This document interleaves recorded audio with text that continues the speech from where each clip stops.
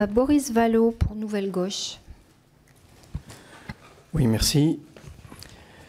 Je voudrais d'abord remercier la ministre du temps qu'elle veut bien nous consacrer ce soir, en disant d'abord que nous partageons avec vous un diagnostic qui est celui d'un monde du travail qui est entré dans une phase de changement profond avec la mondialisation de l'économie, avec la transition écologique, avec la révolution numérique dont vous lisiez vous-même, elle n'a donné à voir qu'une part d'elle-même.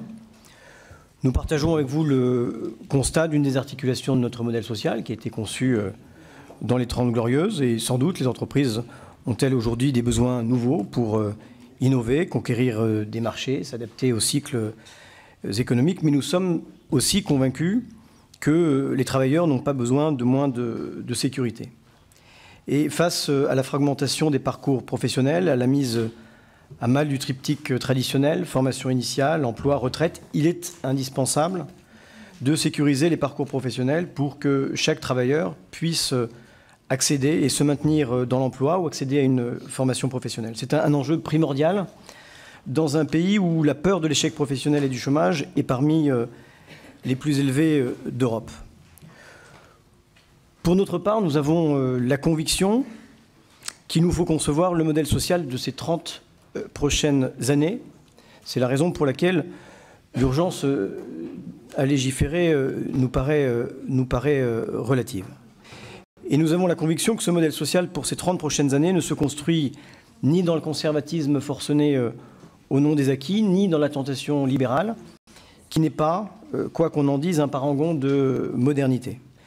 Je voudrais que chacun ait en tête que l'un et l'autre font des victimes et que les mini-jobs dont nous pouvons tous convenir que nous ne voulons pas, eh bien nous les avons.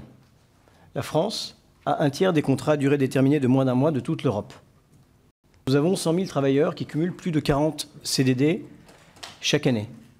Quelle est leur vie? Est-ce qu'ils fondent des familles? Est-ce qu'ils se logent? Est-ce qu'ils se soignent?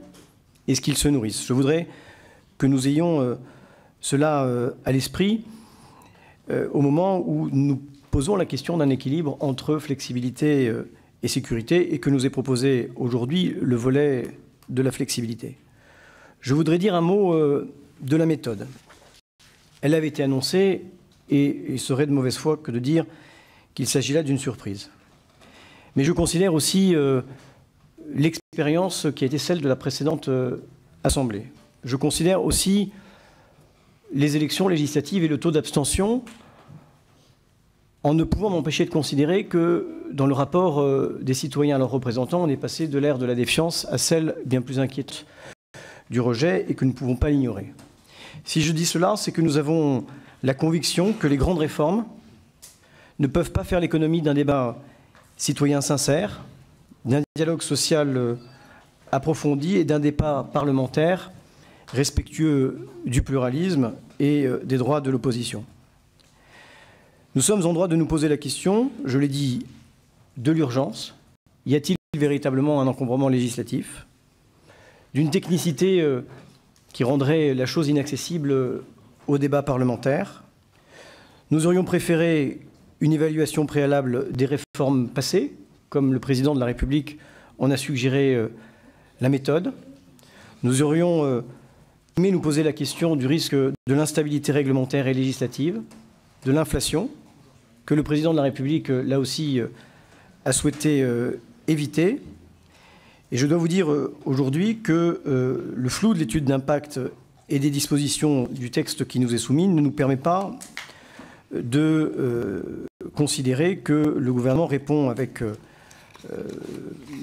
précision à son obligation de dire ses intentions. Les ordonnances, elles sont pour la représentation nationale une frustration puisqu'elles ne nous permettent pas de formuler des propositions sur ce qui nous paraît absent de la feuille de route, à savoir le renforcement de la sécurisation des parcours professionnels. Je pense au compte personnel d'activité, je pense au conseil en évaluation professionnelle comme droit universel à l'accompagnement.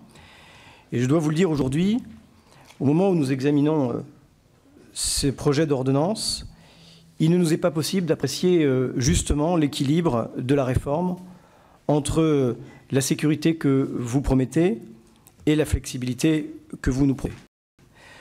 Nous allons, dans les échanges suivants, vous dire nos accords, nos désaccords, nos inquiétudes.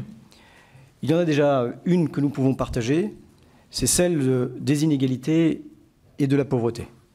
Voilà ce que je voudrais dire avant de laisser la parole à ceux qui poseront les questions. Merci, Monsieur Vallot. La parole est à Monsieur Adrien